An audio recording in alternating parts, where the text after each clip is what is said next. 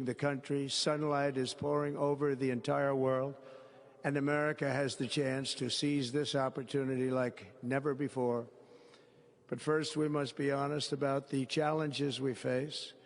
While they are plentiful, they will be annihilated by this great momentum that the world is now witnessing in the United States of America. As we gather today, our government confronts a crisis of trust.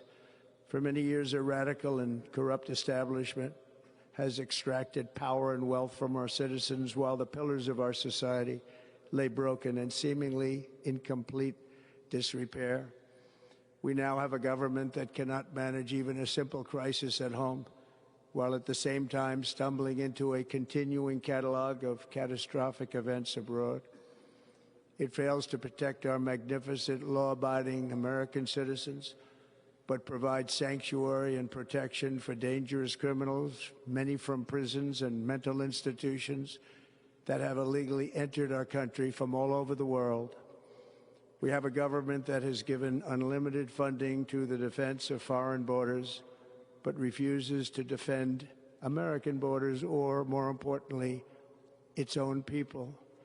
Our country can no longer deliver basic services in times of emergency, as recently shown by the wonderful people of North Carolina, been treated so badly.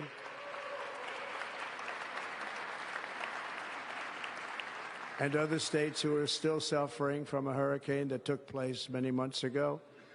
Or more recently, Los Angeles, where we're watching fires still tragically burn. From weeks ago, without even a token of defense, they're raging through the houses and communities, even affecting some of the wealthiest and most powerful individuals in our country, some of whom are sitting here right now.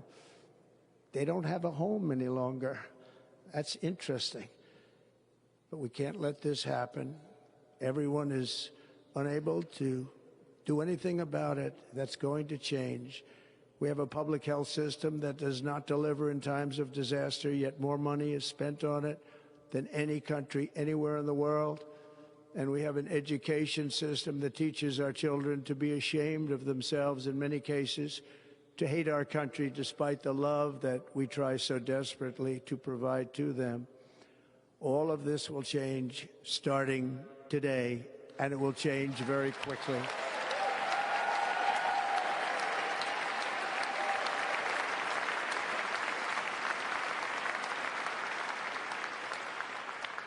My recent election is a mandate to completely and totally reverse a horrible betrayal and all of these many betrayals that have taken place, and to give the people back their faith, their wealth, their democracy, and indeed their freedom.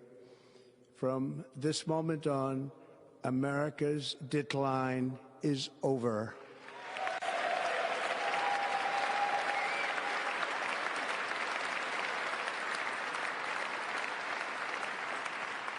Our liberties and our nation's glorious destiny will no longer be denied, and we will immediately restore the integrity, competency, and loyalty of America's government.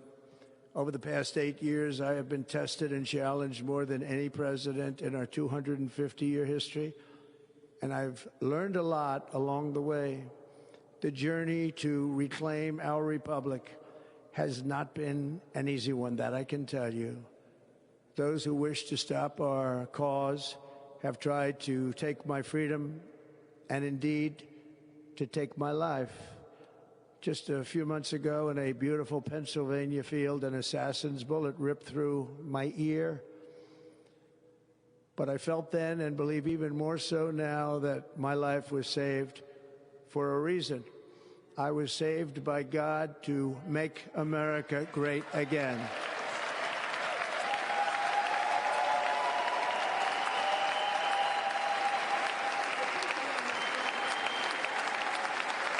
Thank you.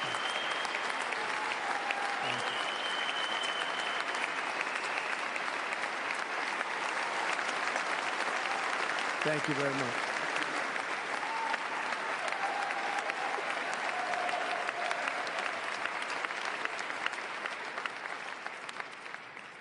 That is why each day under our administration of American patriots, we will be working to meet every crisis with dignity and power and strength. We will move with purpose and speed to bring back hope, prosperity, safety, and peace for citizens of every race, religion, color, and creed. For American citizens, January 20th, 2025 is Liberation Day.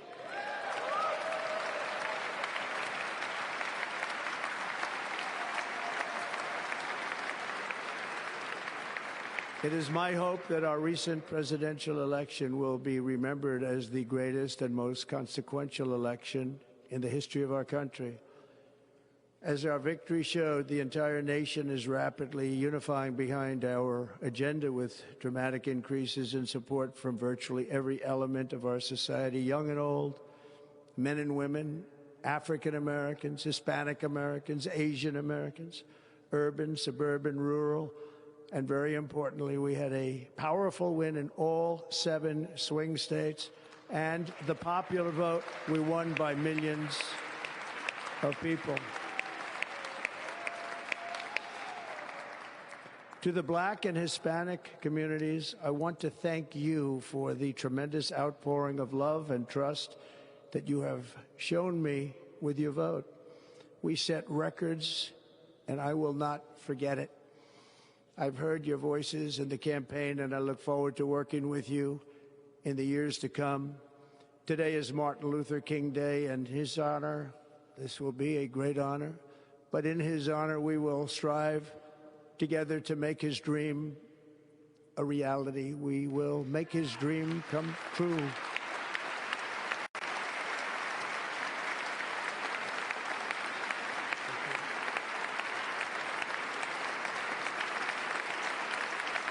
Thank you. Thank you. National unity is now returning to America, and confidence and pride is soaring like never before. In everything we do, my administration will be inspired by a strong pursuit of excellence and unrelenting success. We will not forget our country. We will not forget our Constitution, and we will not forget our God. Can't do that.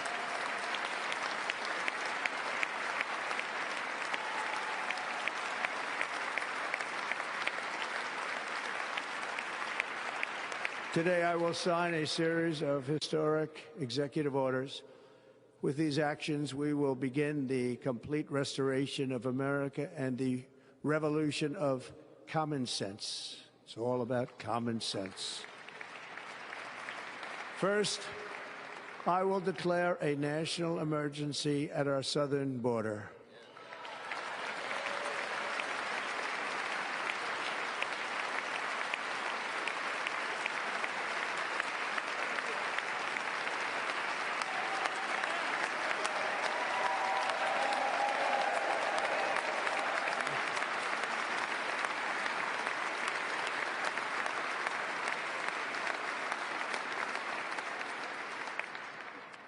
Illegal entry will immediately be halted, and we will begin the process of returning millions and millions of criminal aliens back to the places from which they came. We will reinstate my Remain in Mexico policy.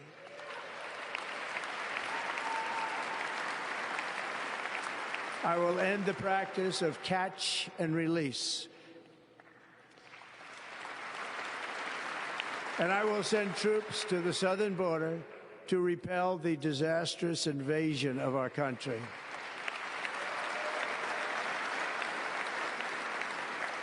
Under the orders I signed today, we will also be designating the cartels as foreign terrorist organizations.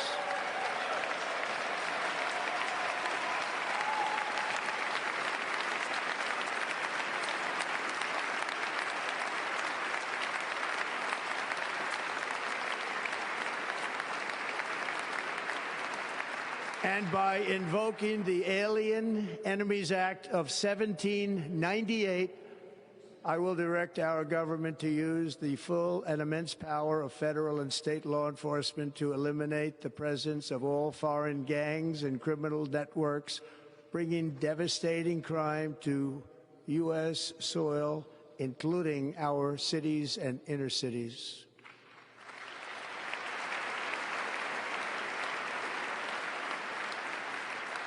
As Commander-in-Chief, I have no higher responsibility than to defend our country from threats and invasions, and that is exactly what I am going to do. We will do it at a level that nobody's ever seen before. Next, I will direct all members of my cabinet to marshal the vast powers at their disposal to defeat what was record inflation and rapidly bring down costs and prices.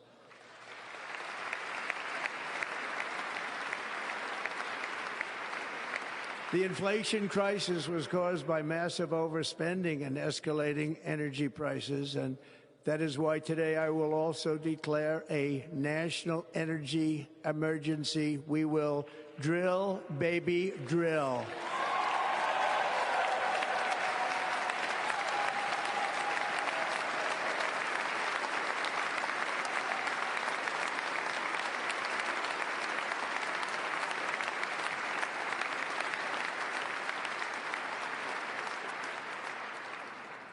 America will be a manufacturing nation once again, and we have something that no other manufacturing nation will ever have, the largest amount of oil and gas of any country on earth, and we are going to use it.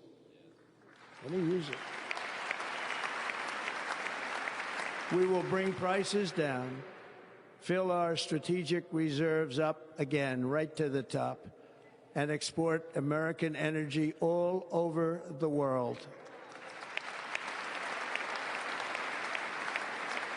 We will be a rich nation again, and it is that liquid gold under our feet that will help to do it. With my actions today, we will end the Green New Deal, and we will revoke the electric vehicle mandate, saving our auto industry and keeping my sacred pledge to our great American auto workers.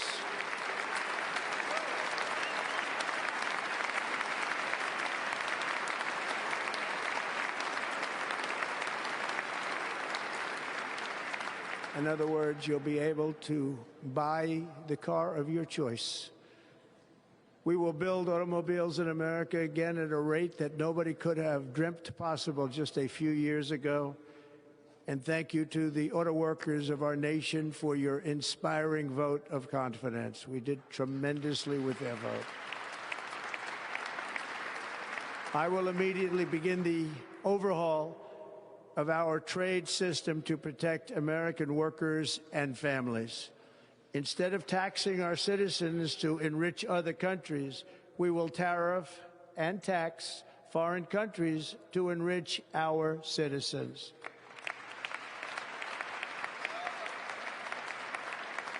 For this purpose, we are establishing the External Revenue Service to collect all tariffs, duties, and revenues. It will be massive amounts of money pouring into our treasury, coming from foreign sources. The American dream will soon be back and thriving like never before to restore competence and effectiveness to our federal government. My administration will establish the brand new Department of Government Efficiency.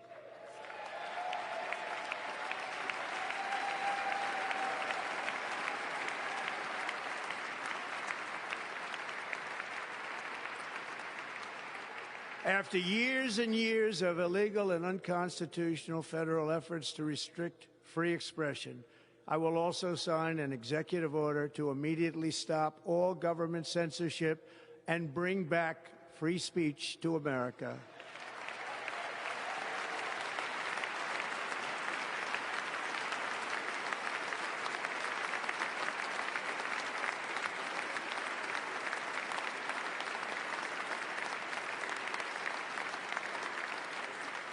Never again will the immense power of the state be weaponized to persecute political opponents, something I know something about. We will not allow that to happen. It will not happen again. Under my leadership, we will restore fair, equal, and impartial justice under the constitutional rule of law.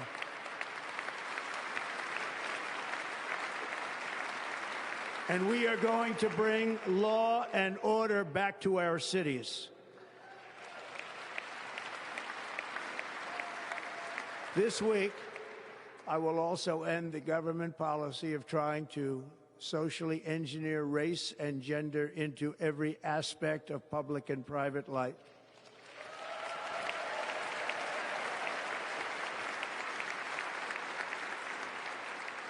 We will forge a society that is colorblind and merit-based.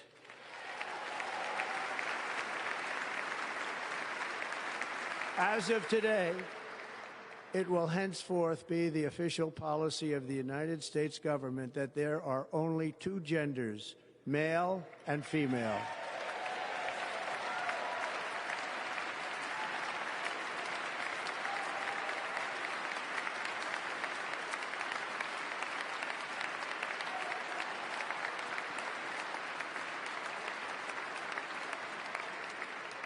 This week, I will reinstate any service members who were unjustly expelled from our military for objecting to the COVID vaccine mandate with full back pay.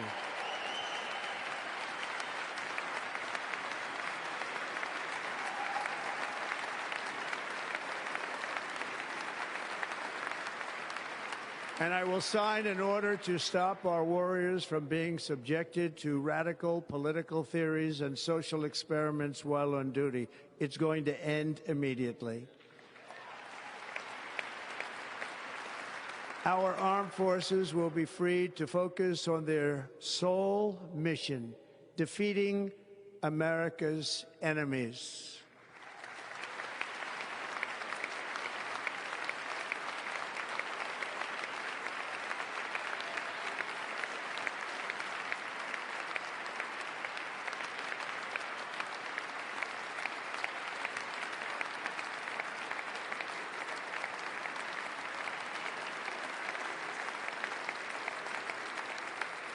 Like in 2017, we will again build the strongest military the world has ever seen. We will measure our success not only by the battles we win, but also by the wars that we end, and perhaps most importantly, the wars we never get into.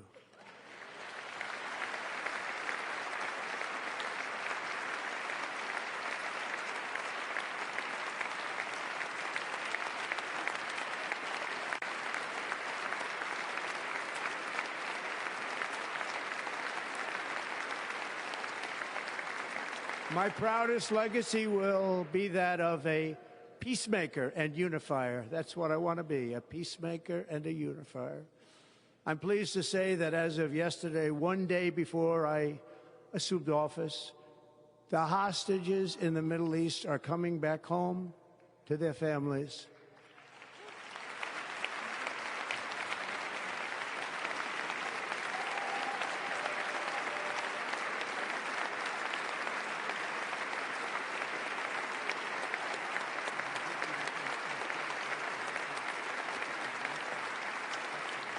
Thank you. America will reclaim its rightful place as the greatest, most powerful, most respected nation on earth, inspiring the awe and admiration of the entire world. A short time from now, we are going to be changing the name of the Gulf of Mexico to the Gulf of America, and we will restore the name of a great president, William McKinley, to Mount McKinley, where it should be and where it belongs.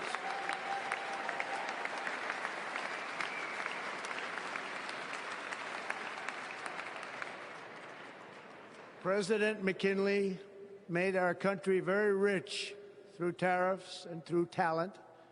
He was a natural businessman and gave Teddy Roosevelt the money for many of the great things he did, including the Panama Canal, which has foolishly been given to the country of Panama after the United States. The United States, I mean, think of this, spent more money than ever spent on a project before and lost 38,000 lives in the building of the Panama Canal. We have been treated very badly from this foolish gift that should have never been made, and Panama's promise to us has been broken. The purpose of our deal and the spirit of our treaty has been totally violated. American ships are being severely overcharged and not treated fairly in any way, shape, or form, and that includes the United States Navy. And above all, China is operating the Panama Canal, and we didn't give it to China, we gave it to Panama, and we're taking it back.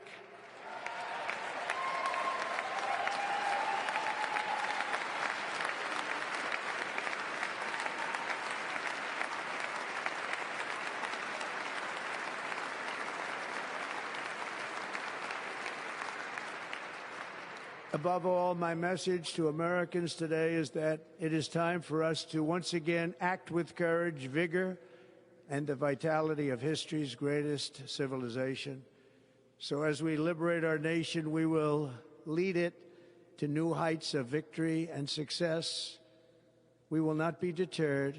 Together we will end the chronic disease epidemic and keep our children safe, healthy, and disease-free. The United States will once again consider itself a growing nation, one that increases our wealth, expands our territory, builds our cities, raises our expectations, and carries our flag into new and beautiful horizons. And we will pursue our manifest destiny into the stars, launching American astronauts to plant the stars and stripes on the planet Mars.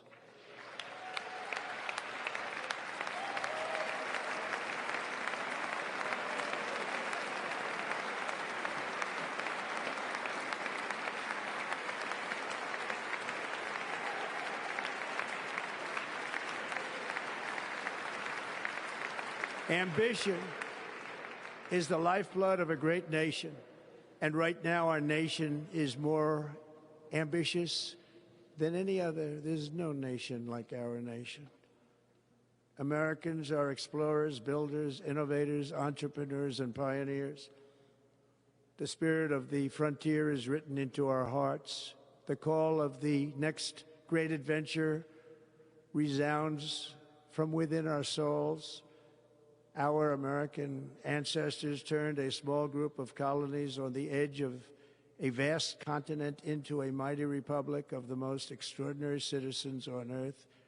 No one comes close. Americans pushed thousands of miles through a rugged land of untamed wilderness. They crossed deserts, scaled mountains, braved untold dangers, won the Wild West, ended slavery, rescued millions from tyranny, lifted billions from poverty, harnessed electricity, split the atom, launched mankind into the heavens, and put the universe of human knowledge into the palm of the human hand. If we work together, there is nothing we cannot do and no dream we cannot achieve. Many people thought it was impossible for me to stage such a historic political comeback. But as you see today, here I am. The American people have spoken.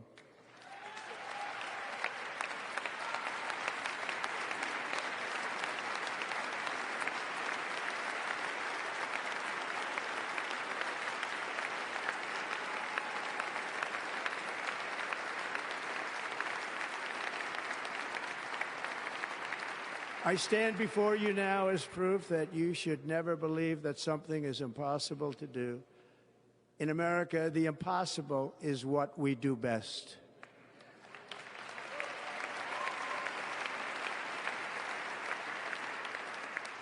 From New York to Los Angeles, from Philadelphia to Phoenix, from Chicago to Miami, from Houston to right here in Washington, D.C., our country was forged and built by the generations of patriots who gave everything they had for our rights and for our freedom. They were farmers and soldiers, cowboys and factory workers, steel workers and coal miners, police officers and pioneers who pushed onward, marched forward, and let no obstacle defeat their spirit or their pride.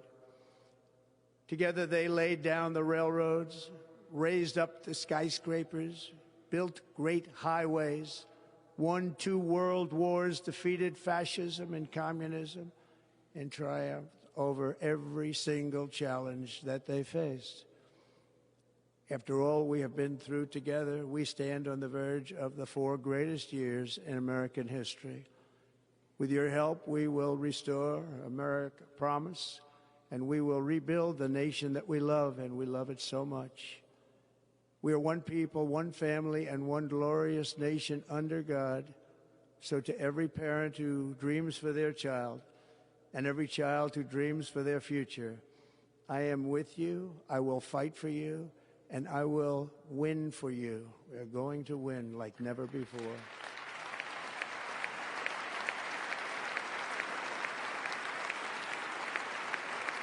Thank you. Thank you.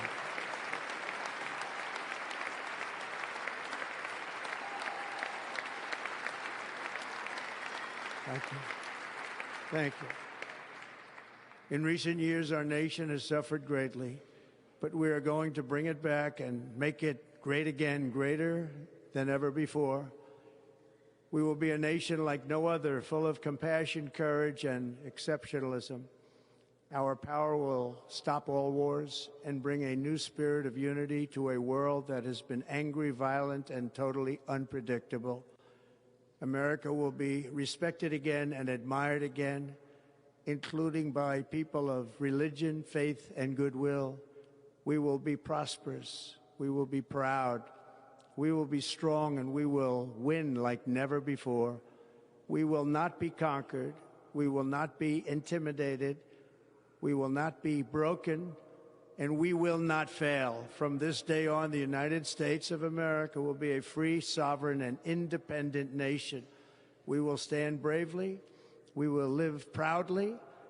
We will dream boldly, and nothing will stand in our way because we are Americans. The future is ours, and our golden age has just begun. Thank you. God bless America. Thank you all. Thank you. Thank you very much. Thank you very much. Thank you.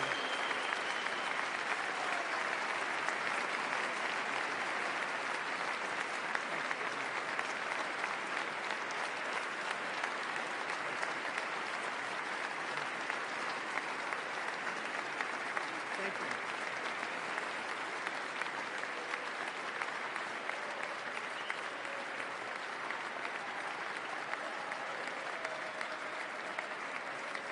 Ladies and gentlemen, performing America the Beautiful, please welcome the...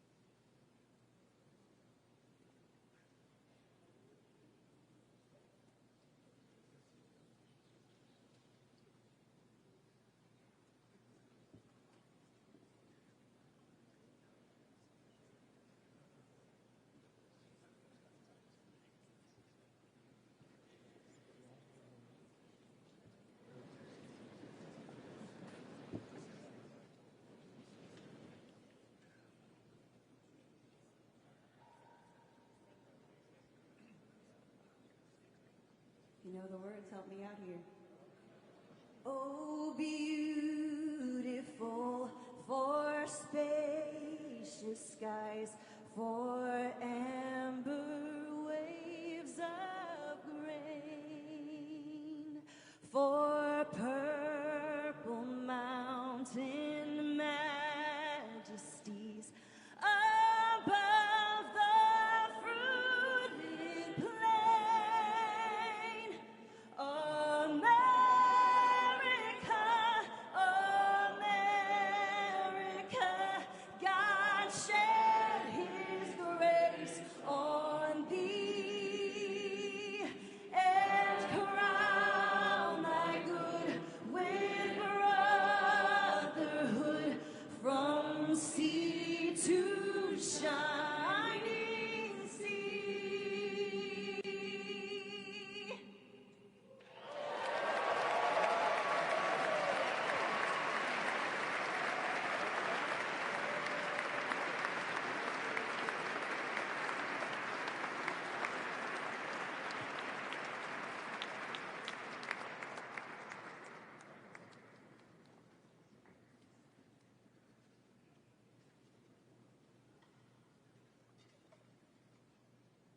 Ladies and gentlemen, Senator Fisher will now introduce the benediction clergy. I now call on Rabbi Ari Berman, Pastor Lorenzo Sewell, and Reverend Frank Mund to provide prayers of benediction.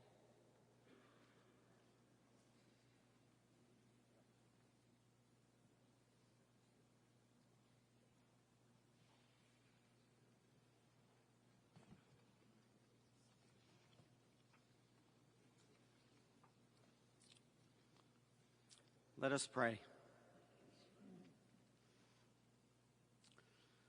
Almighty God, your prophet Jeremiah walked the streets of Jerusalem and blessed its inhabitants with the Hebrew words, Baruch HaGever Asher Yiftach BaHashem. Blessed is the one who trusts in God. Thousands of years later, this great nation, which adopted these words as its motto, "In God we trust," stands at a moment of historic opportunity. Americans are searching for meaning. Our merciful Father, help us rise to meet this moment. Bless President Donald J. Trump and Vice President J.D. Vance with the strength and courage to choose the right and the good. Unite us around our foundational biblical values of life and liberty, of service and sacrifice, and especially of faith and morality, which George Washington called the indispensable supports of American prosperity. Guide our schools and college campuses, which have been experiencing such unrest, to inspire the next generation, to pair progress with purpose, knowledge with wisdom. Next generation, to pair progress with purpose, knowledge with wisdom, and truth with virtue. Hear the cry of the hostages, of American and Israeli, whose pain our president so acutely feels. We are so thankful for the 3 young women who yesterday returned home.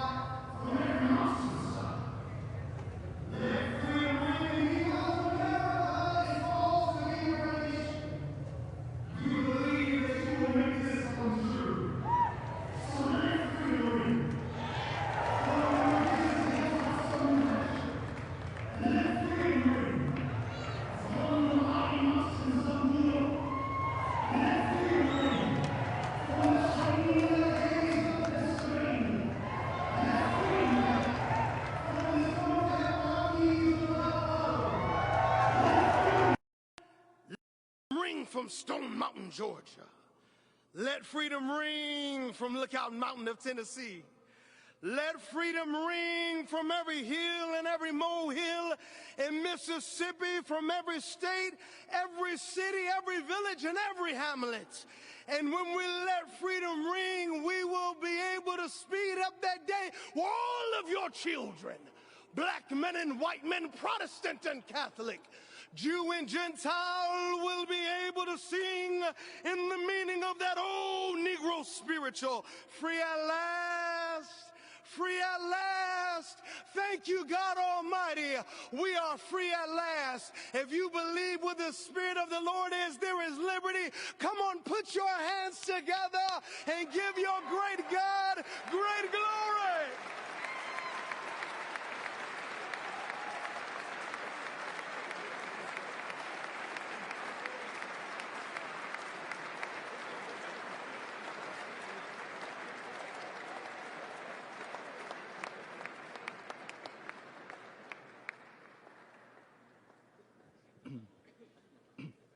Almighty and eternal God, we gather here today in reverence, joined in our shared hopes and dreams for our beloved nation.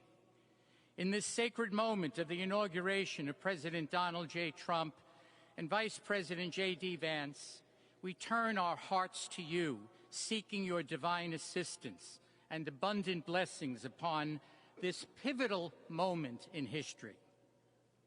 We come before you with profound gratitude for the many gifts you have bestowed upon our land. Thank you for the freedoms we cherish, for the strength of our communities, and for the resilience of our spirit. As our President and Vice President embrace their newly appointed roles, we humbly implore that your everlasting love and wisdom will envelop them. Grant them the clarity of mind to navigate the challenges that lie ahead and the compassion to serve all citizens with fairness and integrity. May their hearts be filled with a giving spirit and sincere understanding for those whom they represent. May they be beacons of hope in times of uncertainty and prophetic voices in defending the dignity of all created life. We pray for a spirit of collaboration to flourish in our government and across our nation, fostering an environment where dialogue and heartfelt listening will prevail over division or discord. May each decision made by our President and Vice President reflect the values of justice and peace. As we embark on this new chapter, we also seek your comfort, O God, for those who feel lost or disheartened. In this time of transition, may your light shine upon them, reaffirming their belief in a brighter tomorrow. May we all strive to lift one another, supporting our fellow citizens with kindness and empathy, recognizing that together we can overcome any adversity. Grant us the strength to endure, the courage to face our fears, and the clarity to see the light that remains, even when clouds of uncertainty may gather. Inspire our new leaders to be champions for the vulnerable and advocates for those whose voices are often silenced. May they pursue policies that promote the well-being of all, seeking to build bridges that will foster unity and belonging. As we stand witness to this inauguration, we hold fast to our faith in the goodness of each of us and the possibility of change. We trust that with your guidance, O God, our nation can move forward to a future filled with promise, prosperity, and understanding. And finally, we lift our hearts in gratitude for the beloved parents of President Trump. Without Mary and Fred Trump, this day would never be the miracle that has just begun.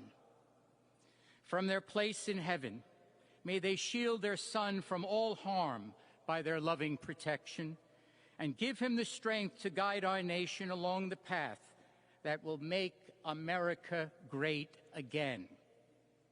Let us go forth now with these words of President Trump's emblazoned on our hearts. As long as we have pride in our beliefs, courage in our convictions, and faith in our God, then we will not fail. We stand tall, we stand proud, because we are Americans, and Americans kneel to God, and to God alone. Amen. Ladies and gentlemen, please remain standing for our national anthem.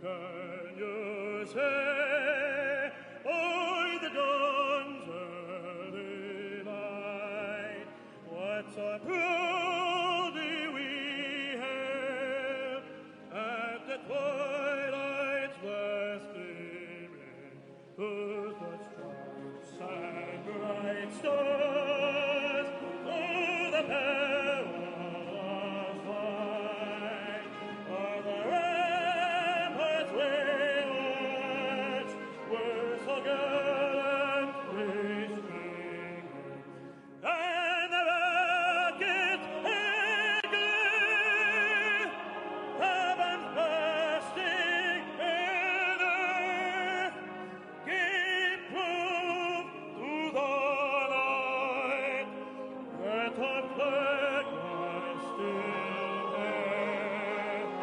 Oh, say does it first take us silent way? I've had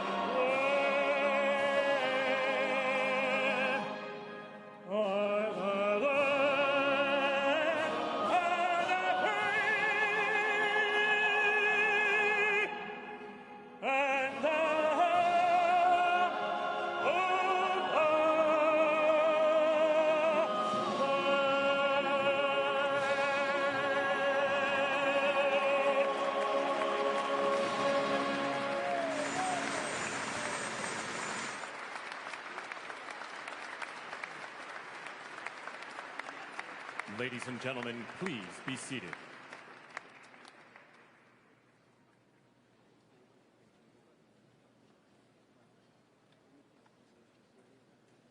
Ladies and gentlemen, please remain at your seats while the President and official party depart the platform.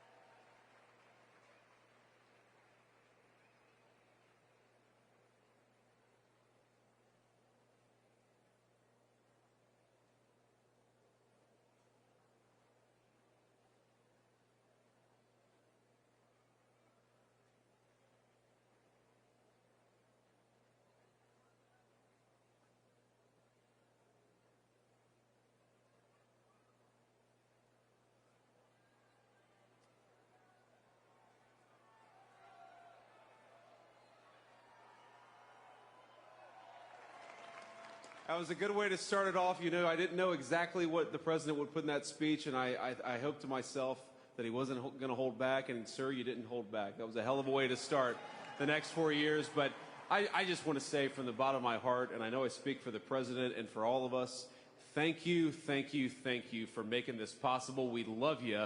We wouldn't be here without you, and we're going to make America great again together for the next 4 years.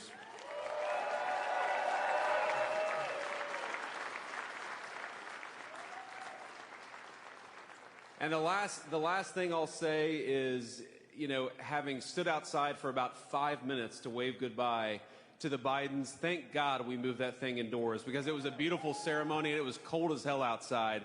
So, sir, the 45th and 47th President of the United States, Donald J. Trump.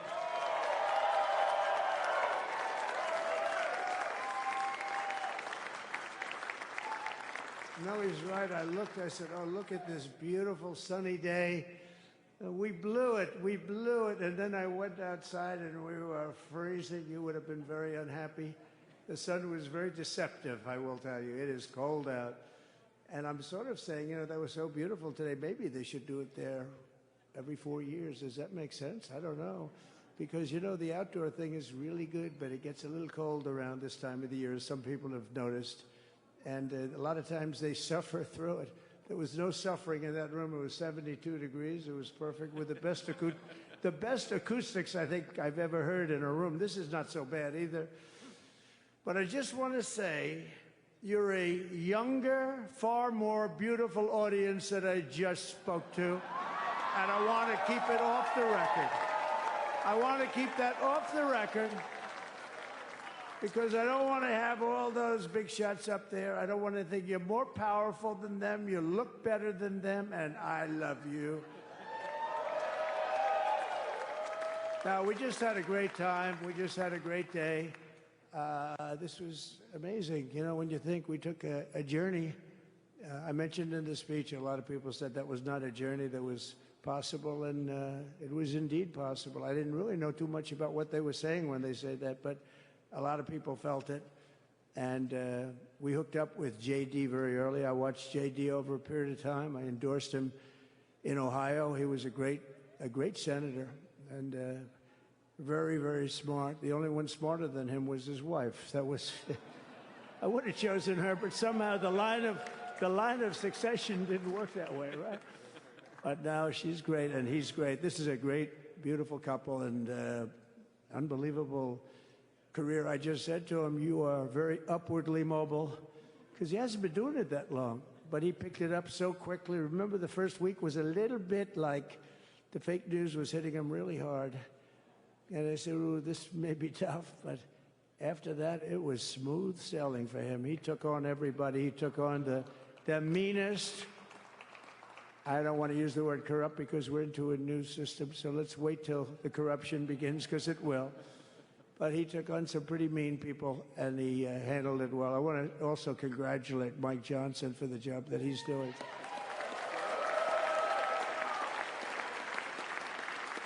Steve, we gave him a majority of almost nothing, and then I said to make it tougher on him, let me take 2 or 3 of the people, right?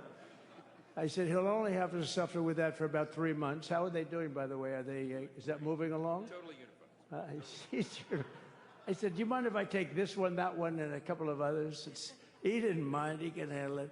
No, he's a man that's liked by everybody. I've never met a man like this. You've got how many is it, 219 or 220 or something? 220. And of the 220, 219 really like him. I noticed he got 1 negative vote once about 2 weeks ago. But I think even 220 like him, if you want to know the truth. And that's very unusual. I know a lot of nice guys in Congress, and they have 35 people that hate him. So if you have 35 people that hate you and you only have 1 or 2 or 3 votes, you'll have 5, I think. But that's going to be like, the good news is when we get to that 5 number, it's going to feel like a massive majority. You could be really nasty to a couple of them at least, So it's going to feel like hitting your head on the wall and stopping. It feels so good to stop. But he's done a fantastic job. And Steve Scalise he's our hero because, I was with him. You talk about being shot. I was with him. He got some bad ones, and his incredible wife, and she really loves him. You never know about that. I've been with other people. They were doing poorly, and the wife is like looking at her watch. She can't get out of the hospital fast enough. How's he doing? Oh, I don't know. He's all right. That woman was a mess. She was crying and crying. No, they're going to take him. They're going to take him. I told Steve when he finally woke up, it was a while, too. The doctor told me it was the most blood they've ever transfused in any patient. They've never done anything like it. And here he is, the picture of strength, right? And he's been a great friend of mine, right? With a family, because of a family. And what a job you did. It worked out pretty much better than we even thought, right? And I did have a couple of things, to say that were extremely controversial. And between J.D. and Melania and anybody else that heard, please, sir, It's such a beautiful, unifying speech. Please, sir, don't say these things. I said, I'm telling you, it's going to play great. They say, you're right. For this group of people, it's going to play great. You're the only ones I hurt by not, but we had some beauties, didn't we, Melania? She said, sir, calls me sir when she's angry. No, I'm only kidding. I better say I'm only kidding, or the press is going to pick that one up loud and clear. No, but she said, no, I think it would be terrible. It's such a nice speech. I think it's, it all depends on your delivery. How was the delivery? Was it good?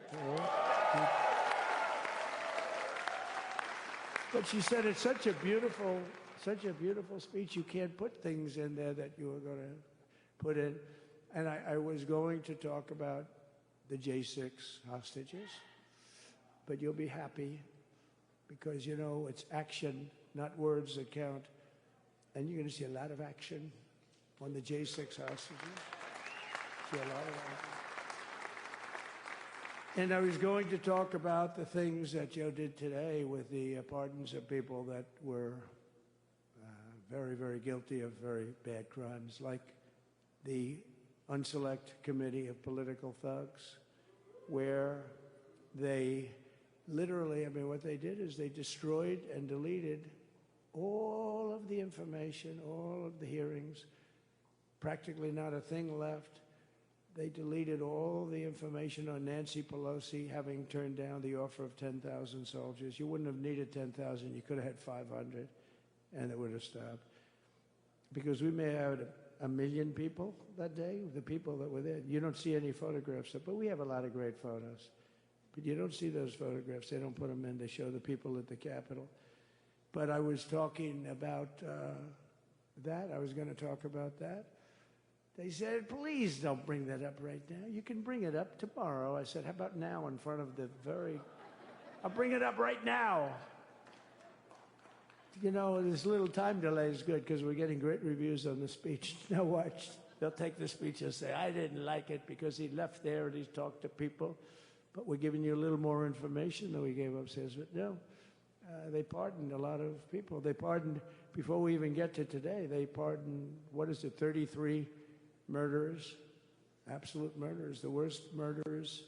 When you get the death sentence in the United States, you have to be bad because they don't give it much. And he pardoned almost everybody having a death sentence. And if you went through the crimes that were committed, you wouldn't even believe them, the level of violence, the people that were killed, the innocence of people that were killed and children killed by these people. And he pardoned them for whatever reason. He spared them, but they didn't spare the people that they killed. And, who knows what happens in the future. It's one of the worst because a lot of times they let them out early after that. They say you're going to be in for life, but then all of a sudden they get let out for good behavior, and then they go on a rampage. It's one of those little things, right? But I was going to talk about that. But I was really going to talk about the level of, what's going on. Why are we doing this? Why are we trying to help a guy like Millie? Why are we doing Millie? He was pardoned. What he said, terrible what he said. Why are we helping some of the people? Why are we helping Liz Cheney? Liz Cheney is a disaster. She's a crying lunatic and crying Adam Kinzinger. He's a super crying. I never saw the guy not crying. He's always crying. I looked at him. I remember years ago he was actually on my side. And then one day, when you don't want to kill people in wars, they turn against you. Liz Cheney hated the concept of not going to war with everybody. Let's kill everybody. Let's spend a lot of money on military equipment, where her father works, right? And but what she did was incredible. Think of it. They destroyed and deleted all of that information that went on for almost 2 years against Trump. And the reason they did, because it was all false, like the person that said, I tried to strangle a Secret Service agent. That's one of the toughest human beings I think I've ever seen. I actually had a friend saying, please don't change that, sir. You are the coolest sucker in history. Remember, she said, I put my hands around his neck because he wouldn't go to the Capitol. Made up fiction. And I was rebuffed. And the guy on the right is a massive weightlifter. probably stronger than me. Do you think he's stronger than me, honey? You know who I'm talking about. Possibly stronger than me. Slightly younger than me, like, I won't say how many years because I don't want to talk about that, but a lot of years. But I had a friend that said, why are you disputing that story? That's the coolest story I've ever heard. That I would attack a karate champion, get slightly rebuffed, and then throw my arms around a guy with a neck about this big. Even though there are bars, you know, there are bars, you can't really do that anyway. So I wanted to talk about that. But all of that stuff got deleted. And the reason it got deleted is they were all caught in lies. You know, Secret Service testified, and they said it didn't happen.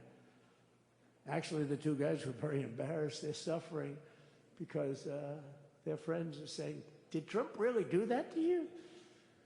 But they gained a whole new respect for me. But it was just make-believe stuff, and there were a lot of make-believe stories made up. So rather than suffer the wrath, like the story with Nancy Pelosi, I offered her 10,000 soldiers. She knows it. She admitted it on tape that her daughter made. She's a videographer or whatever you call her, which I'm glad she is. Oh, she can't be in good stead with Nancy. But Nancy said it was my responsibility as she's leaving the Capitol. She said it was, and it was. She's in charge of security at the Capitol. But I offered them up to 10,000 soldiers, even more. One time I said more, as many as you need, but you needed 400 or 500. If 4 or 5, you 10,000, that would be more than the number of people there by lot.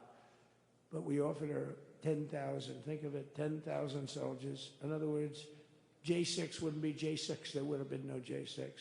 But she rebuffed them. She didn't like it. No, she didn't like it. Maybe she wanted that to happen. But she's guilty as hell. And now we would have to go through the process because they destroyed all evidence. They deleted everything. There's virtually nothing left. The other fake story and so many other fake stories. And many people came out on our side, and those people now would got to find them. There's nothing left. So that's a criminal offense. If that were a civil case, it would be a criminal offense.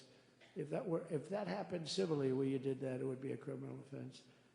So I decided I'm not going to make this speech complicated. I'm going to make it beautiful. I'm going to make it a unifying speech. And then when they said we have a group of people that are serious Trump fans, I said, this is the time to tell those stories.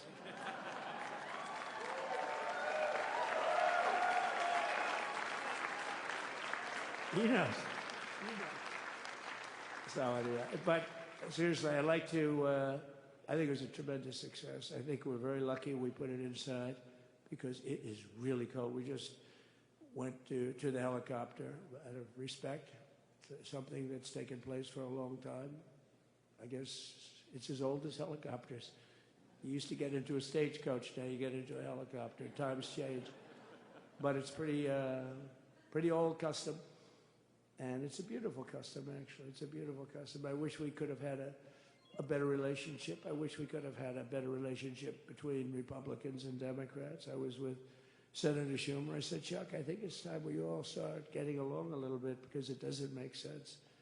I mean, we literally never get a Democrat vote. They never get a Republican vote, almost. And although there is a bill coming up very shortly that we have a lot of Democrat votes, right? That's going to be a very beautiful bill. We're going to have a deciding, I would say, within a week or so, I think. And it's going to be a very good bill. You all know what I'm talking about. So I just want to thank you all for being here. You have been our fans from day one, all these people all over. You've been our fans. This has been there's never been anything like it.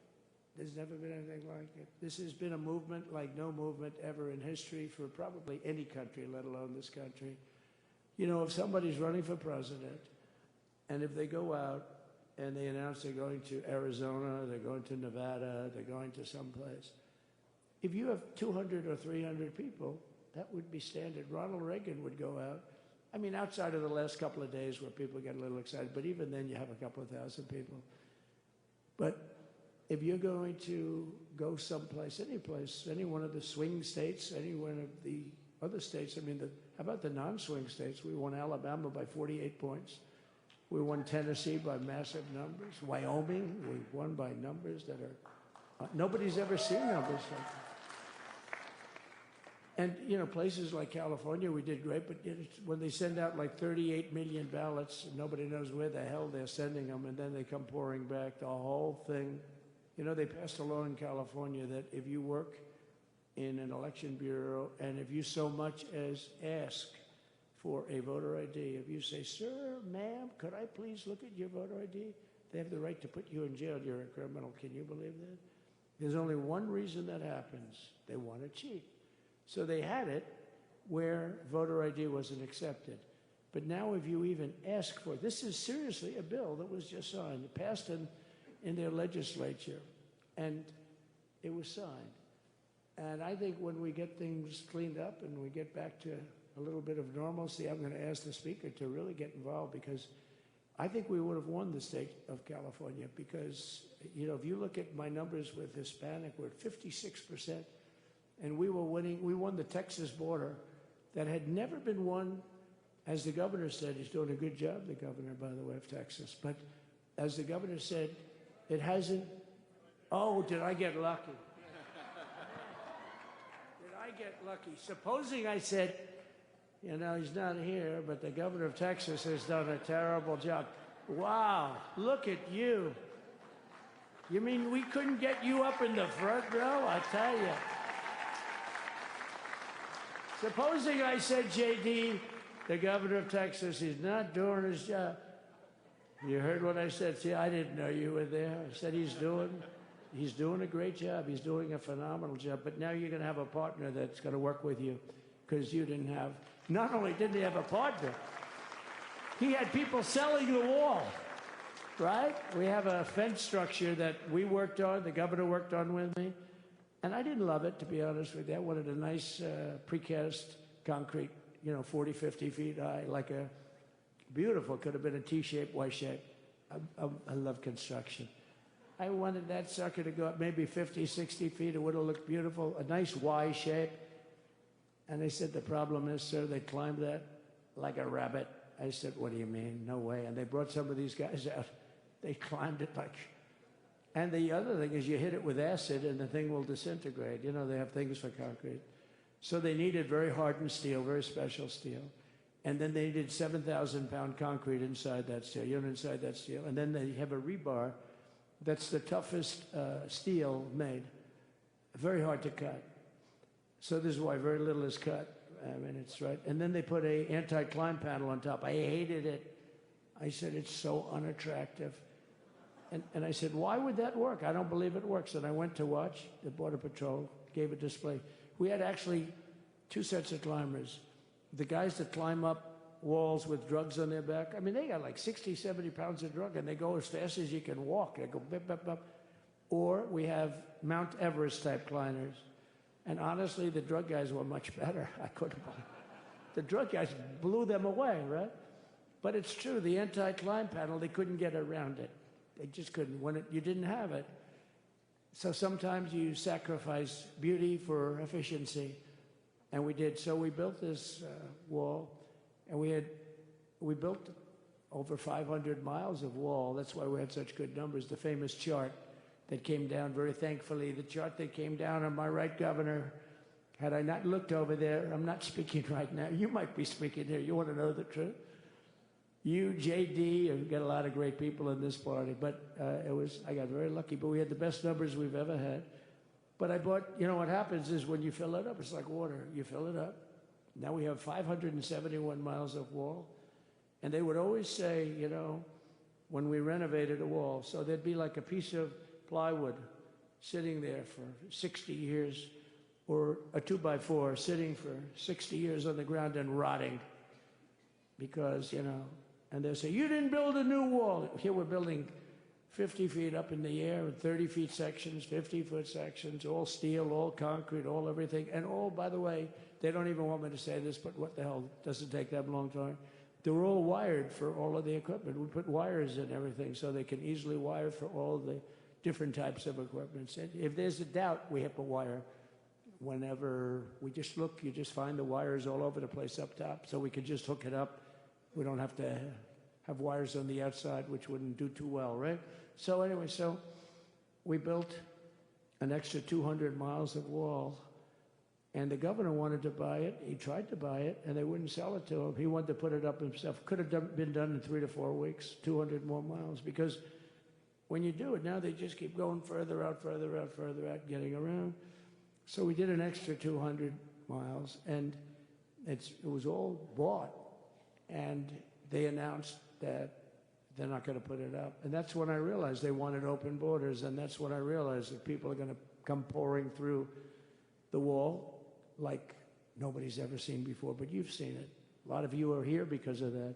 I made it my #1 issue. They all said inflation was the #1 issue. I said I disagree. I think people coming into our country from prisons and from mental institutions is a bigger issue for the people that I know.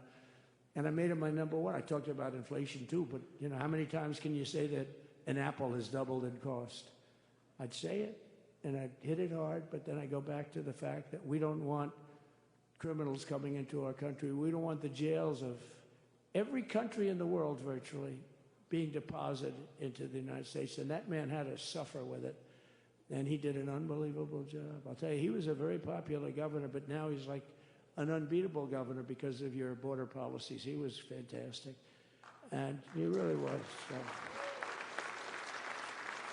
Governor Abbott is he's a great man, a great leader, and but it did make him very more. Did you do it? You didn't do that for politics. You did it because you wanted to do the right thing. But I'll tell you, it sure as hell worked for politics too. It's self-preservation. That's right. But yeah, because the people are demanding it. The people of Texas are demanding it. The people are demanding it all over. So anyway, so we built it, and they wouldn't let us use it. They wouldn't let the governor use it, and other governors, they wouldn't let him use it. But he was the leader of the pack and did a great job. And then we heard about a month ago that not only wouldn't they let us use it, they were selling it. They were going to sell it for 5 cents on the dollar. Now, 5 cents on the dollar then, but today it would cost more than twice as much to build because we bought it like 6 years ago. And it was just sitting on the ground, and that does not do well for the whole thing. But it was just sitting on the ground, and I heard about it, and I called the governor, and I called a lot of people, your attorney general. And here's the story. They were going to buy it, and these are great business people. They were going to buy it for 5 cents on the dollar or less, and they were calling us up, we'll sell it to you for 200 cents on the dollar. In other words, it will cost you twice as much, so it's 200 cents on the dollar. I said, can somebody explain that to a judge? I mean, how corrupt is that? You'd think they'd say, maybe we'll sell it to you for 20 cents, 30 cents, but not 200 cents.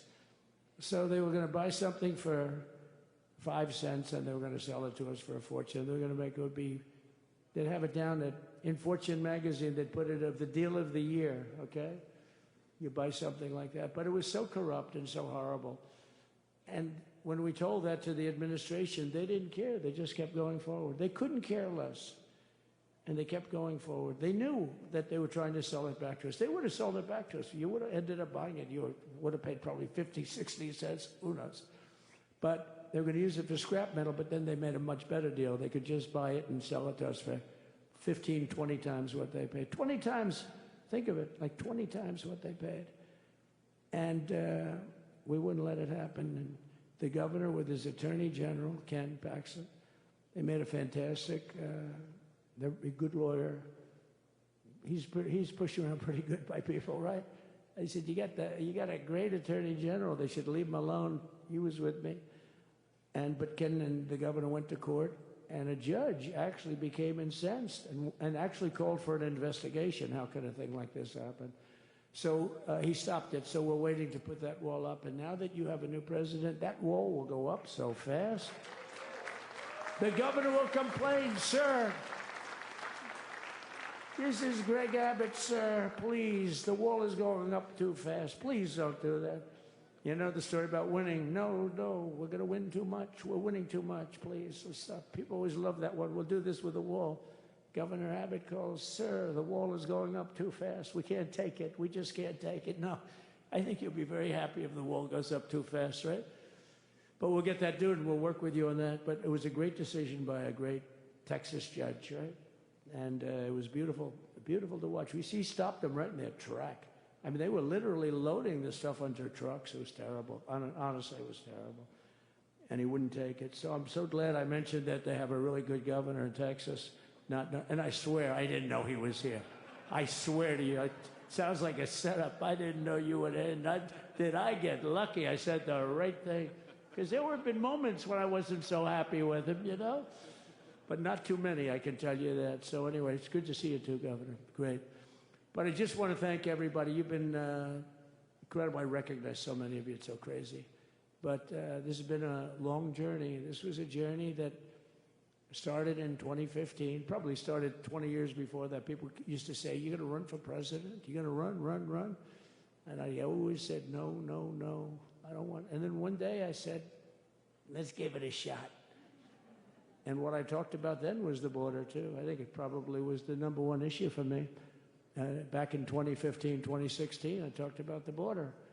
And now I talked about the border, but this border is much worse. We fixed the border. It was totally fixed. There was nothing to talk about. 2020, by the way, that election was totally rigged, but that's okay. It was a rigged election. You know the only thing good about it? It showed how bad they are, showed how incompetent, and frankly, historically, this is a much bigger event if that would have gone like it should have. The bad thing about it is some bad things happened, like a lot of people in our country that wouldn't be in our country right now. So, you know, that's the bad part. But I will say that it started in 2015, and right from the beginning, we went to the top. Day one, they announced Trump, and Trump went to #1 and stayed there for the whole primary. And then we took on Hillary. She didn't look too happy today. We took on Hillary. A very nice person, but we took on Hillary and we defeated Hillary, and then we did much better the second time in 2020. You know, we got millions more votes. We got millions, like 10, 12 million more votes than we did the first time. No president has ever gotten that many more votes. I got like 9 million more than anybody else had ever gotten, and they said we lost. And because of that, I said to Melania, "What do you think?" And she said, "You want to do this again?" And had we lost, and had I thought we lost, I wouldn't do it again, because that's like the ultimate poll, right? But I knew how well we did, and this time we made it too big to rig. It was so big. They tried. They tried like hell in the butt. They tried to do it, and around 9:02, they gave up. Last time they did bad things, but this time they just said, you know, I don't know if you saw, Mr. Speaker, in Washington, they had placards. They were all set to march. They thought it'd be closer. A gentleman asked me, a very respected gentleman asked me yesterday, how come the polls were so wrong? They showed you winning, but not in a landslide. I said, because people that are true Trumpers are so angry at the whole polling system and at the writers, the fake news, that they don't want to talk to anybody. So when you call somebody from Trump, who are you voting for? They say, it's none of your business. I'm not telling you.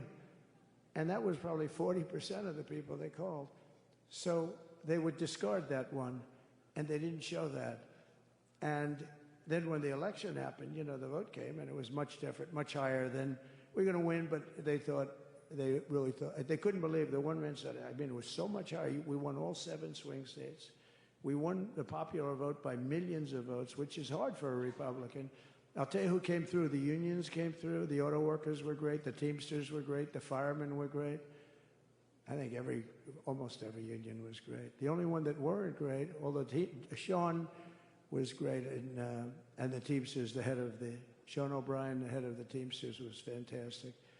But generally speaking, the head of the union was against Trump, but the union would be with us for like 80, 85%. Look what we did with the auto workers in Michigan. Look what we did with the Teamsters. The Teamsters were unbelievable. They were a solid Democrat vote, and they voted for Trump.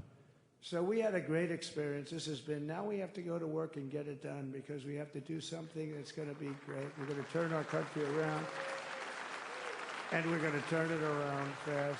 And I think this was a better speech than the one I made upstairs, okay? I think this was better, JD. I think this was much better, and I got to see my friend. So, Governor, take care of yourself. You call me, we'll start working. You know what that means with him? He's going to be calling me tomorrow morning at about 6. And I said, how about next week? You call me and we're going to get it started real fast. We'll really help you a lot. You've done a fantastic job. Protecting something was just, it's not supposed to be for the states. And amazing job you've done. Thank you very much. And I want to thank everybody. And I have a First Lady who's been incredible. She's been incredible. I shouldn't say this. I'm going to get hell when I say this, but her feet are absolutely aching. You know, those heels.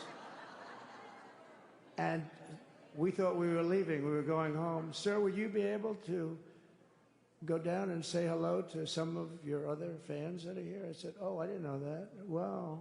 Did you get to see pretty clearly the picture, I hope? Good. That's good. But because you wouldn't want to make the same speech again, right? But she said, darling, I love you so much, but my feet are killing me. I said, honey, let me just see how far it is. I asked the person. Oh, not that long, maybe 400 or 500 yards. That's 5 football fields. I said, can you make it? She said, we're going to make it no matter what. We're going to make it because we have to go. Right? Right? And then we went out to the helicopter, though, just prior to this, and said goodbye. And it's a custom, and the wind is blowing like crazy. And with the hat that she's wearing, she almost blew away. We almost lost off her. She was being elevated off the ground. She almost blew away. No. So we all appreciate it, because you've been a great First Lady. A beautiful and a great First Lady. And they love our First Lady. You know, JD, whenever I make a speech, I see hundreds of times, we love our First Lady, we love, and they do, and they should. She's great. So I just want to thank you very much. I just want to thank everybody. And I felt that, I said to JD, should we give him the A treatment, the B treatment, the C, the D, or the F? You know what the F is? Hello, everybody. Thank you for being here. Bye-bye. I gave you the A+ treatment. Thank you. Thank you all. Thank you, Governor. Thank you all very much. Appreciate it.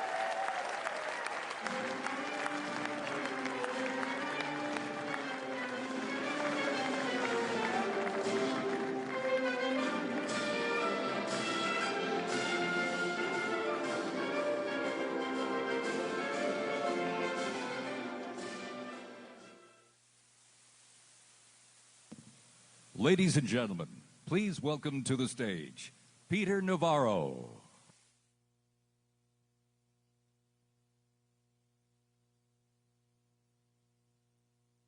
That's a tough act to follow, isn't it?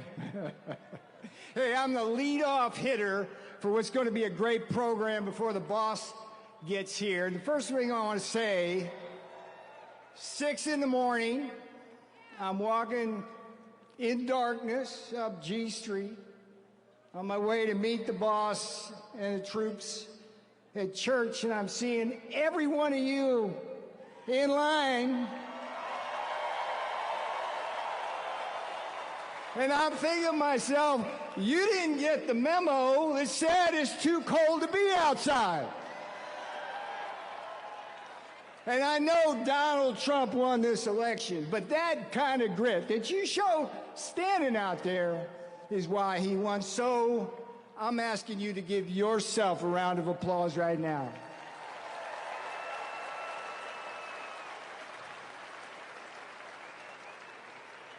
Now I'm going to be quick here because we got a bunch of folks coming, but I'm going to tell you a little story. And it's called James Brown. James Brown meets Ronald Reagan in Trumpland. And it starts like this. Once upon a time, when I was a high school senior, back here in Washington, I got to check off the first thing on my bucket list which was go to a James Brown concert at the Howard Theater. Anybody here, D.C., know the Howard Theater? It's long gone. Beautiful place. James Brown, you know as the King of Soul, but he was also called the hardest working man in show business. And James Brown and Donald Trump were actually good friends. And there's a story for the fake news. I don't know if you want to report this, but there's a rumor going around in 1999 when James gave the entertainment in Mar-a-Lago on New Year's Eve, he taught the boss how to dance. You can print that fake news because that's what you do. So why am I talking about this? Because Donald John Trump, like James Brown, Donald John Trump is the hardest working president in history.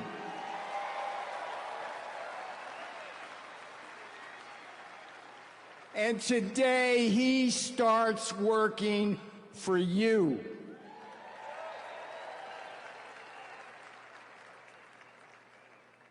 You know, he got elected because he was on the right side of the issues. But it was also because he outworked everywhere. Now, where does Ronald Reagan come into it? Ronald Reagan said, personnel is policy and good personnel is good policy. Donald Trump is the spear, but he has assembled a beautiful team to do everything he wants to get done. Do you want secure borders? Do you want deportations? Do you want to stop the flow of fentanyl? Do you? Yeah, people like Tom Homan, Christine Nome, and El Supremo Stephen Miller. That's the personnel that's going to help Donald Trump do that. Back there we got Chris Wright and Doug Burgum. They're the twins on drill, baby, drill in the cabinet.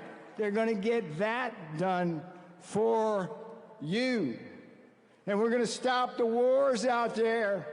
And Donald Trump's going to do it with the help of people like Marco Rubio as Secretary of State, and Steve Witkoff, who just helped negotiate the hostage release. And Pam Bondi, you know Pam Bondi? Yeah? Kash Patel? Yeah? What do you want them to do at the Justice Department and FBI? Clean that place up? What do you think? You see, Fauci got pardoned today? Yeah. Yeah, well, as many of you know, they sent me to prison for 4 months for defending the Constitution. And I can tell you, with all honesty, I never met anybody in prison who did as bad stuff as those people. Fauci, Merrick Garland, Alvin Bragg. Time for a little accountability, perhaps. And lastly, I'm going to be a small part of the big trade and manufacturing team. You're going to see new folks, shining stars, like Howard Lutnick, the Commerce Secretary, Scott Bessent at Treasury. These men are giants in the world, and they're going to be with veterans like Jamison Greer and Kevin Hassett. And we, with Donald Trump as our commander-in-chief, are going to protect you from the unfair trade that ravages this country, steals our jobs, steals our factories. Are you ready? Are you ready? All right, I got one thing left on my bucket list here, and maybe you can help me out. I'm taking a risk here trying this. But I've gone to so many rallies and watched the boss, and I've always wanted to feel what it was like to be on stage as him when the crowd went absolutely wild. So why don't you warm yourselves up, get ready for the boss, and let me hear you say what you're going to do for Donald Trump.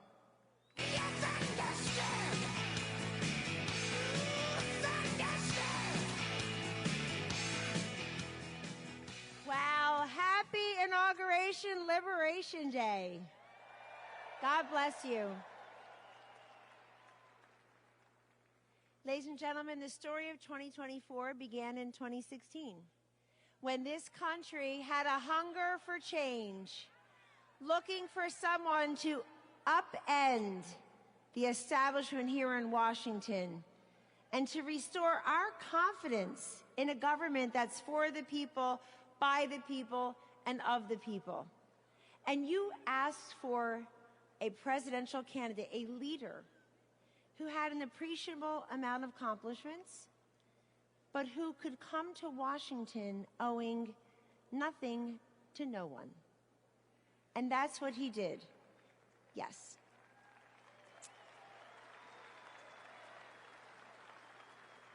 President Trump is a metaphor for this country's greatness, defying the odds, pushing back on the naysayers, confounding the critics, and not backing down, never surrendering.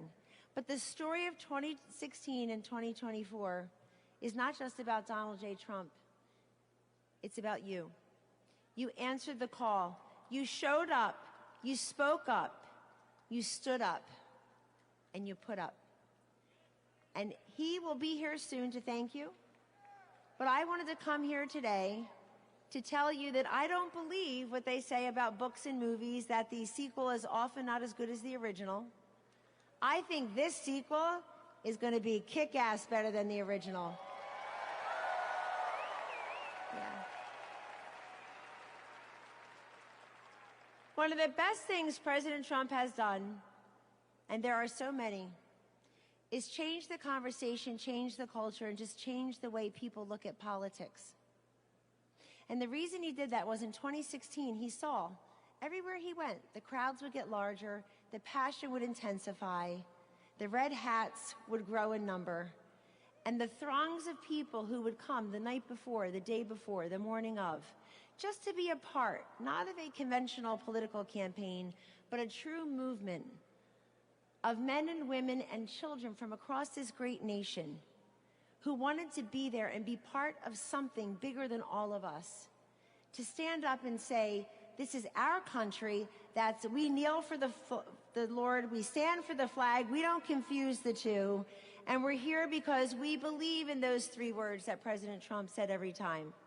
Secure the border, respect law enforcement, cut your taxes, repeal, replace Obamacare, get rid of Common Core. And yes, and this time, in 2024, you were there again. But so were so many Americans who had never voted or had never voted Republican.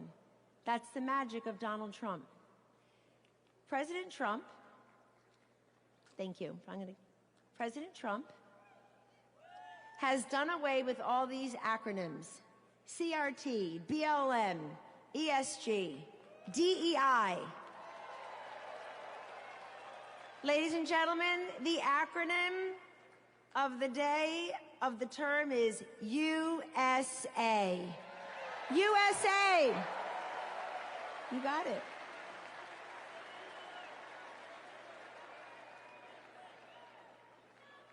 People in Washington love to fight. They love to fight. He's not fighting with Washington. He's fighting for you. And that's why you fight. So continue to stand up and speak up and show up and put up. And ladies and gentlemen, whether you were for him on day one or you or people you know did it on November 5th, 2024 for the first time, keep saying welcome. Let's bring more people into this movement. This is an optimistic, positive, forward-looking time for our nation, for our children, for our grandchildren, for our veterans, for the forgotten man, the forgotten woman, the forgotten child. President Trump, never forget, did not need to do this. He did not need to do this. He already had everything that people who go into politics want: money, fame, brilliant, beautiful wife, golf anytime he wants. He did this for the people.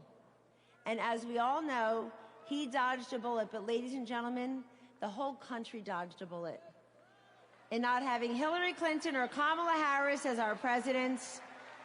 Welcome Again, happy Inauguration Day, and we're just part of the warm-up band for the main act, Vice President J.D. Vance, and 45-47, President Donald J. Trump. God bless you, and God bless the USA.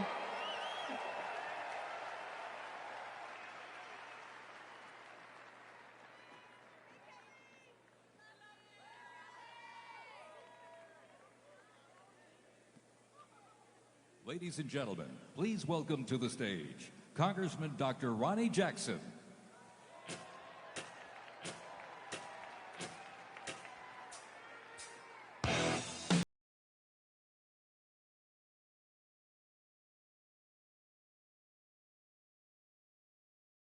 Welcome, America, to the greatest day ever.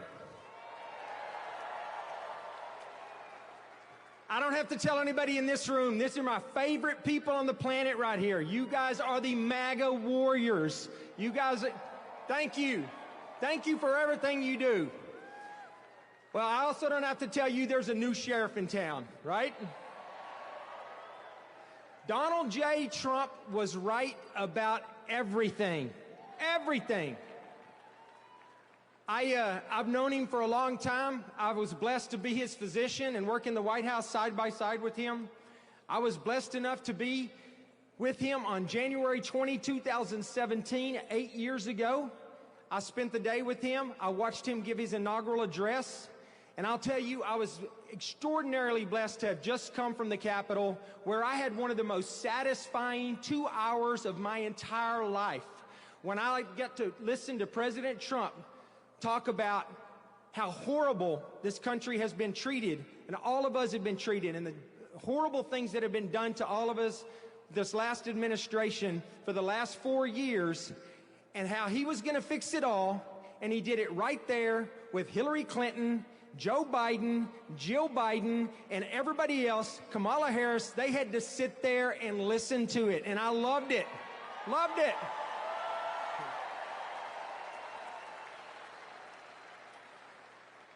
I'll tell you what, you know, I thought for sure, I mean, I've always said that the 45th President of the United States is the absolute best president that this country has ever had. But you know what? I think the 47th President's going to be even better.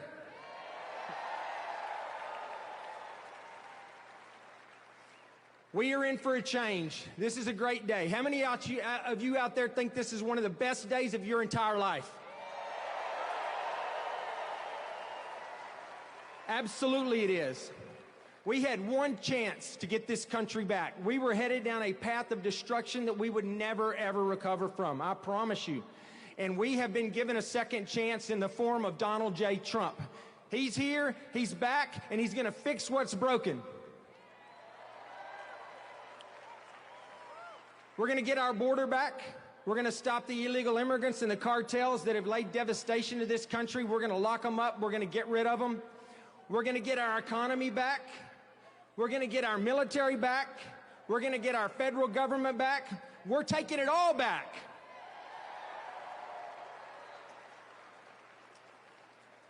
This is a great time to be an American. This is a great day to be an American. And I just wanted to come here, and I can't wait till he gets here to talk to all of you guys. I want to thank you for what you've done, because he got elected because people like you got out and you voted, and you took neighbors who've never voted to the polls, and we all voted, and there was an overwhelming mandate in this country for Donald Trump to come in here and to take this country back. And so I know we're all excited to be here today. It's going to be super exciting when he gets here in a minute. I just wanted to come up here and tell you how much I love you, how much I appreciate you. I want to say God bless you. God bless the United States of America, and God bless Donald J. Trump. Thank you, guys.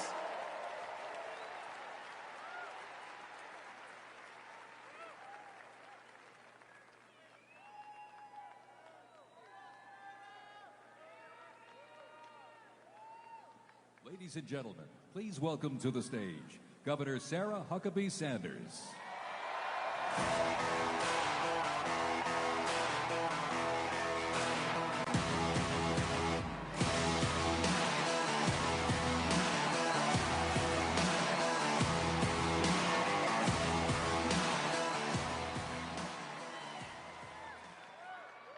a great day to be an American. I have to admit, it's a little surreal to be back in Washington, D.C. right now. 8 years ago, I was one of the very first staffers to go into the White House for President Trump's first term. And today, because Donald Trump believed in me, defended me, I stand before you as the youngest governor in the country.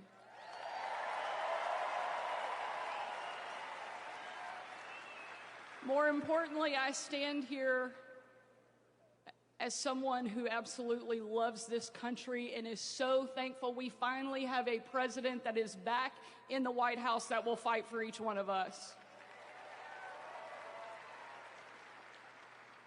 My youngest son, George, is a little tired of hearing me be called the youngest governor in the country. The other day, he asked me, he said, "Mom, you're the youngest governor in the country?" I said, "Yeah, George." He said, "Wow, those other governors must be really old." No offense to my colleagues. Whether you think I'm too young or you think they're too old, Republican governors have been holding the line while we waited on Donald Trump to get back to the White House. And ladies and gentlemen, the wait is over. We now have a fighter back at 1600 Pennsylvania Avenue, and I could not be more excited.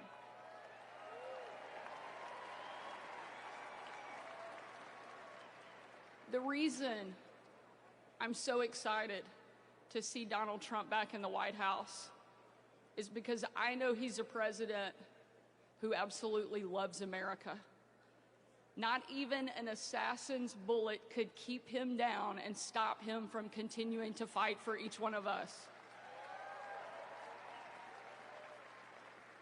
Over the course of the 2.5 years I had the privilege of serving President Trump, I got to travel with him literally all over the world, seeing firsthand just how much he loves this country. And on one particular trip, it was unlike anything we'd ever done before and probably any of us will ever do again. Some of you have heard this story, but I want to remind you of who Donald Trump is at his core. We boarded Air Force One in complete and total darkness. There were no lights on the plane, no lights on the runway. And 12 hours later, on Christmas night, when we touched down in war-torn Western Iraq, again, a similar scene. No lights on the runway, no lights on the plane. No one knew that the President of the United States had traveled around the world on Christmas night until we got there. And the President walked in to a dining hall that was packed with troops, men, women from all over the country. Every demographic you can imagine represented in that room in that moment. And when he stepped in and surprised the men and women of our military, it was a sight and a scene and a sound that I know I will never forget. People chanting in perfect unison, an absolutely unbelievable picture of what makes America incredible. Those men and women cheering, chanting over and over and over again, USA, USA, USA.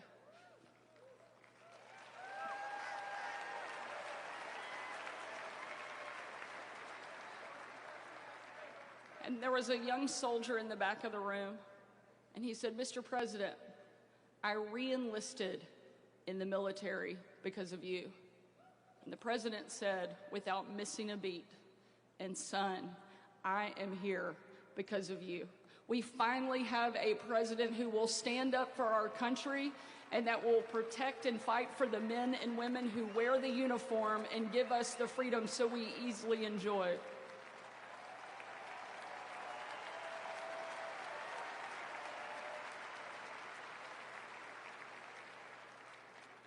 That young soldier came up to me and he tore the patch off of his shoulder and he placed it into my hand.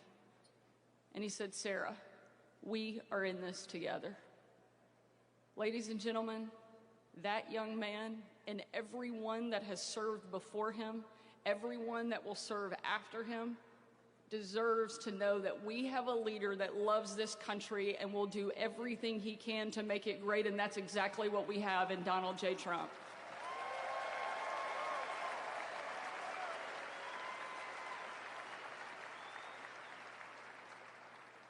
I've had the opportunity to stand behind a microphone and defend and celebrate this president many times. But this may be the very proudest, because I know over the next 4 years, he is going to rebuild our country and make it the best that it has ever been. Thank you for being here. Thank you for supporting our president. Let's get to work. Thank you so much, and God bless you.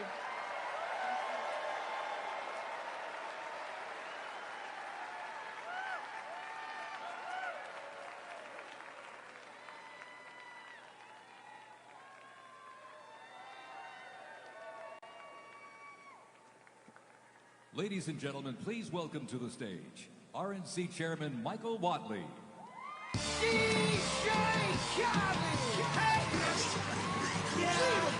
All I do is win, win, win, no matter what. Got money on my mind, I can never get enough. And every time I step up in the building. God bless America. What a great day for our country. You know, a few months ago, Donald Trump and I got on a plane in Palm Beach at 6 a.m. We flew to Phoenix. We did a rally with Charlie Kirk and the Turning Point guys. We got back on the plane. We flew up to San Francisco.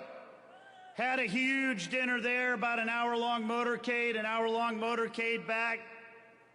And we're flying down from San Francisco to Los Angeles. It's about 12:30 p.m. Pacific time, 3:30 a.m. Eastern time. Donald Trump has been on a plane for 21 and a half hours. And he looks over at me and he says, "Hey, Michael, pretty cool, huh? Pretty cool." You know, about 9.5 years ago, he came down the escalator in New York City. And to everybody's shock and dismay, he said, "I am going to make America great again. We are going to rebuild our southern border. We are going to restore our economy. We are going to keep our communities safe. And we're going to make sure that America is strong enough to protect our interests and our allies around the world." And I can say that over the last year, as we have taken that message to Detroit, to Philadelphia, to New York, to Milwaukee, to San Francisco, and everywhere in between, that man, our president, has never wavered. And here we are today, and at 12:01, right up the street, he put his hand on a Bible and he swore an oath to make America great again.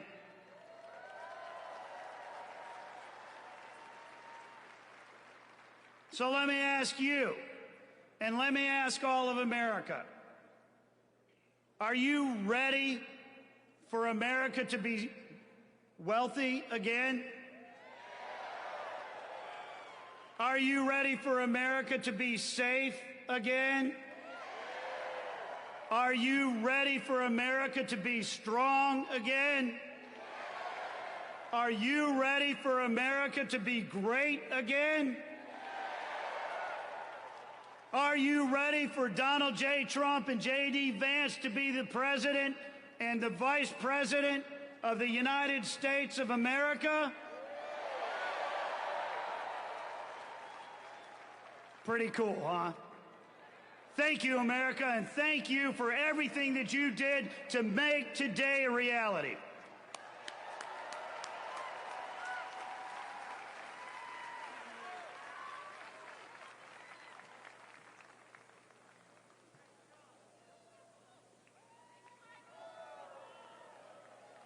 Ladies and gentlemen, please welcome to the stage Congressman Byron Donalds. No one said it would be easy to hold your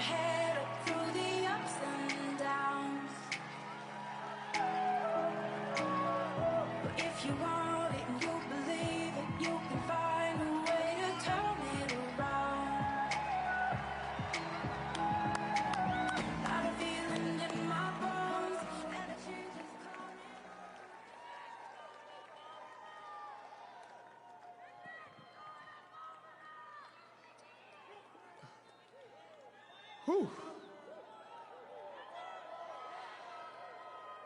Whether it was Georgia, North Carolina, Wisconsin, Pennsylvania, Michigan, Arizona, or Nevada, we swept them all, and Donald Trump is President of the United States.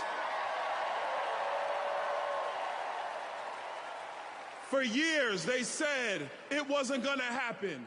For years, they said, no, no, no, it's going to be the left's way. But it was the American people who looked the craziness of the left in the eye and said, we need common sense.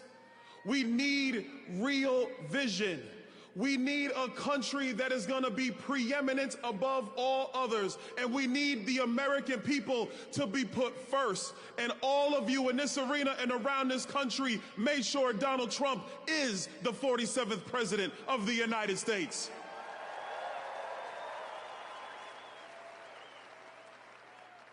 Being here in Washington on January 20th is special for me. This is the day we commemorate the birthday of Dr. King.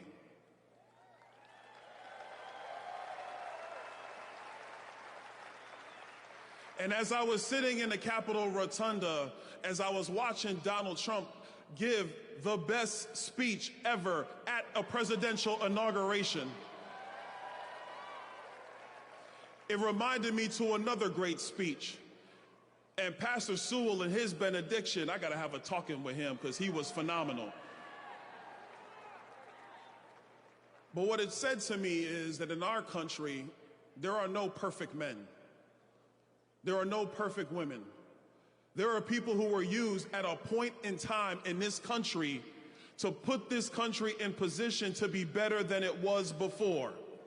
And so that's why in the Capitol Rotunda, when President Trump talked about that bullet that went through his ear, and that he is here at this time because God has placed him here at this time to make sure that the golden era of America comes through right now.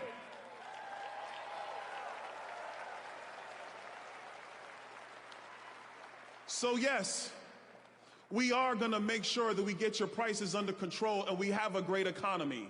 Yes, we're going to get out of stupid wars and dumb conflicts, and we're going to have peace through strength. Yes, our soldiers are going to be focused on their core mission, and that is to kill the enemy and to come home.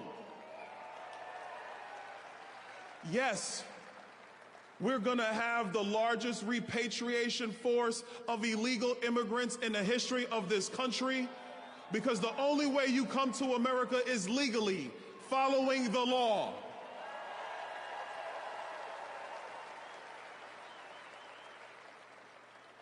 All of those promises and more, they're going to be kept starting today at that very desk over there.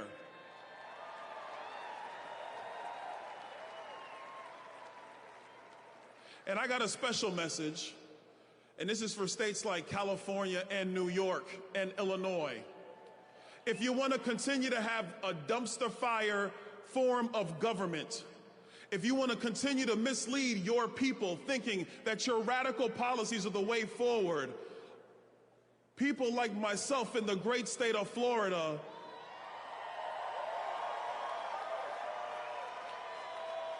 and Tennessee and Texas and the administration of Donald J. Trump, we are going to show you what true governance is. We are going to show you what true leadership is. And we are going to show the people in your states that they don't have to live with Gavin Newsom. They can have a Republican again in the state of California.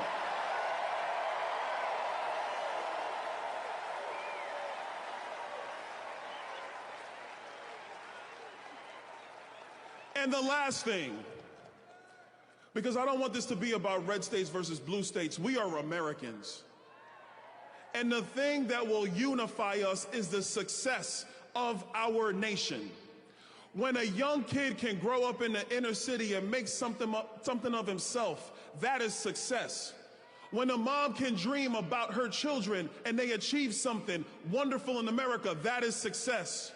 When an immigrant from another country comes through the right way, and they actually build something and they add to what America truly is, that is success. When we unify our efforts and we can disagree, but still keep the most perfect union ever known going, that is success. Those are the common sense ideals of America. That is the leadership that Donald Trump is going to bring. And I don't care if you're in California or Florida, that is going to be the guiding principles of the United States of America. So buckle up, everybody, because we're going to be unified. We're going to get the job done. And I don't know about you, I'm kind of sick of speeches. On Capitol Hill, a few blocks from here, we are going to get the job done, or people will be moved out of the way. God bless you guys. God bless America. God bless Donald Trump and J.D. Vance and their families. God bless you.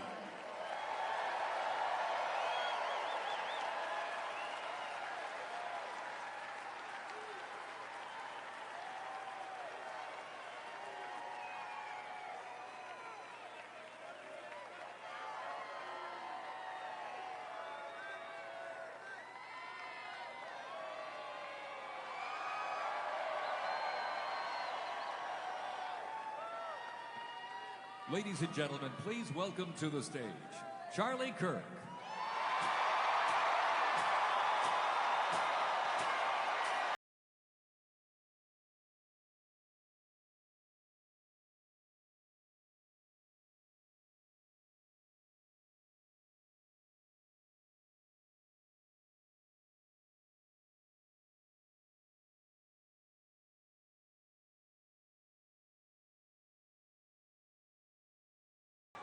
We did it, everybody. It is hard to believe, almost surreal. For those of you that have always had the president's back throughout these last couple of years, when we were at our darkest moment 4 years ago, this is your victory. For those of you that refuse to waver, when they tried to throw our amazing patriots in federal prison, when they tried to silence this movement, for those of you that never wavered, this is your victory. For those of you that are sick and tired of seeing your beloved home be overrun by hordes of illegals, this is your victory. And no longer is this just a rally about what we say we're going to do when President Trump takes office. Now I can say what he's doing right now as we are here in this arena. As we are here right now, President Donald Trump is signing executive order after executive order, 200 executive actions and orders today, some of which include drill baby drill, curb inflation, national emergency on the southern border, and my favorite, that God created man and woman. There are no other genders besides that.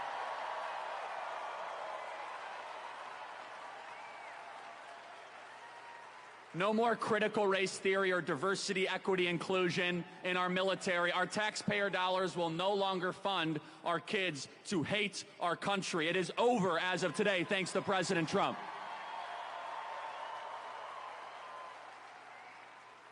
And what you saw from President Trump today, which, by the way, I believe was the best inaugural address in American history. And the reason why it was the best, it was not platitudes or abstractions or empty promises. It wasn't about stuff that the DC regime wants to hear. While they were all sitting behind him, he basically said, the people in this room have been robbing you, the American people. You see, as of high noon, just an hour and a half ago, the 46th president is no longer. And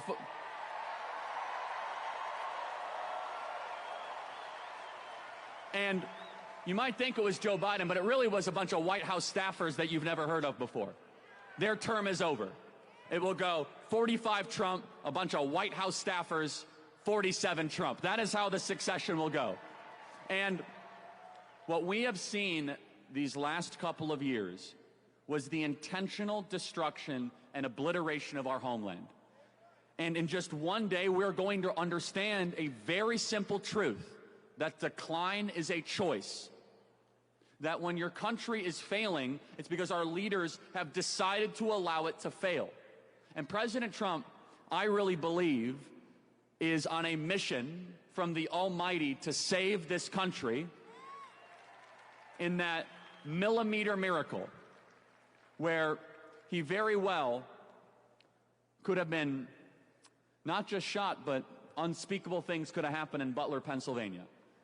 And the reason that they wanted to take out Donald Trump so bad, 700 years in federal prison, every possible way imaginable, is because he